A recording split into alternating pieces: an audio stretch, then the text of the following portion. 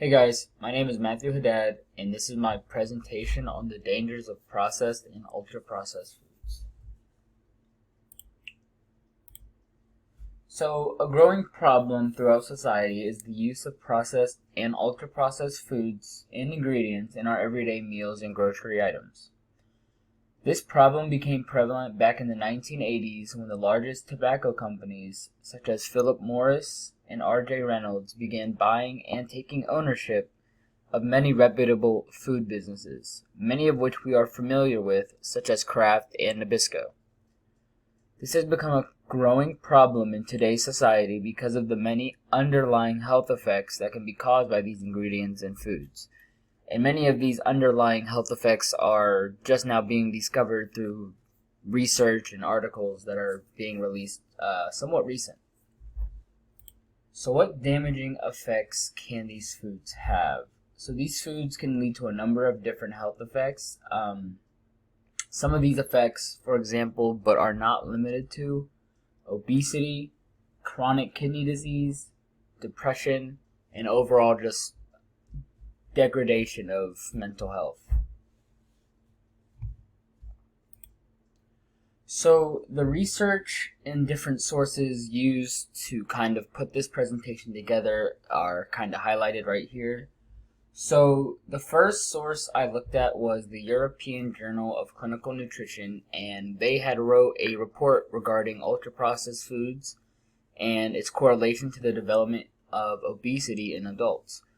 So in this report, it was found that in cross-sectional studies among different populations worldwide show a positive association between UPF, which is ultra-processed foods, consumption, and adult obesity. Longitudinal studies further demonstrate a positive association. So as in this report, they're pretty much doing these different types of studies, and in both types, they are finding that this UPF consumption is kind of leading to obesity, or, it's a major factor in adult obesity.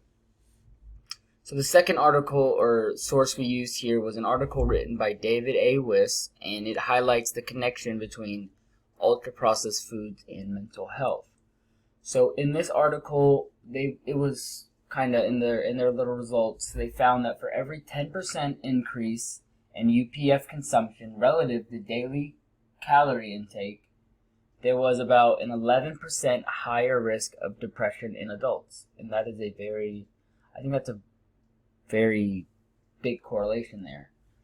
Higher UPF consumption also correlates with elevated internalized symptoms such as boredom, crying, fear, worry, or worriness, loneliness, unhappiness, poor sleep, and it has also been found to be associated with ADHD among children.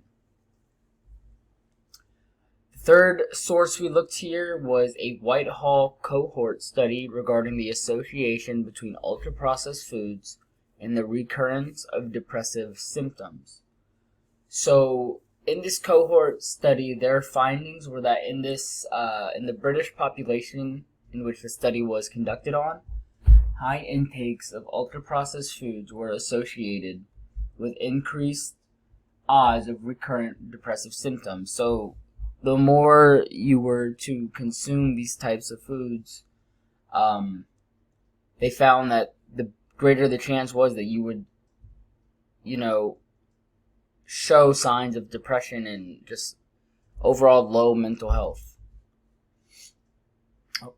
And then our fourth source here was a systematic review and meta-analysis of cohort studies regarding ultra-processed food consumption and the risk of incident chronic kidney disease. So in this review and meta-analysis, they looked at 4 cohort studies with a total of 219,132 participants. After screening, those were the amount of participants included. The results of the meta-analysis suggested that the highest UPF intake was associated with an increased risk of chronic kidney disease.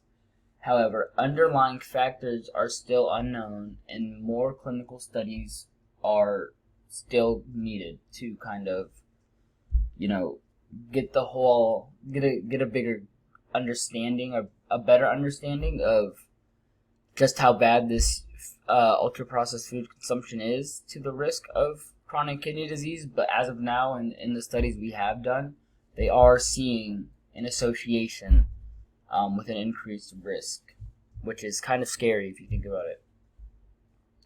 So as for proposed solutions, the use of processed ingredients in foods is much too big of a concept and money saver for the larger corporations, I think, to ever fully rid of them. I mean, they save so much money on using some of these artificial ingredients versus trying to source natural ingredients, which, I mean, is understandable. It's probably much easier to do that. So a proposed solution could be to develop advertisements and marketing campaigns to help spread awareness and bring attention to this issue, much like the Real Cost campaign, which we saw.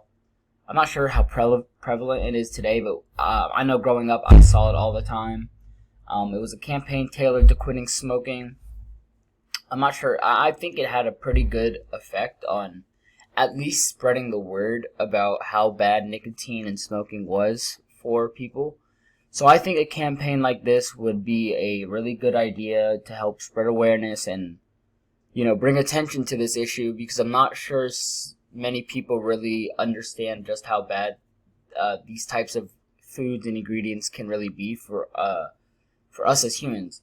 Like, I don't know how many people really understand that. So I think a marketing campaign or something similar could really help to bring awareness, and could be a somewhat simple solution to this complex problem.